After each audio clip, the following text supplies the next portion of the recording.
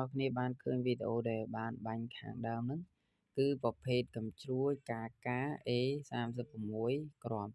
ដែលមានរូបរាងបែបនេះហើយការប្រើប្រាស់គឺអត់ពិបាកទេបងប្អូនអាចយកទៅដាក់នៅកន្លែងទីរាបស្មើ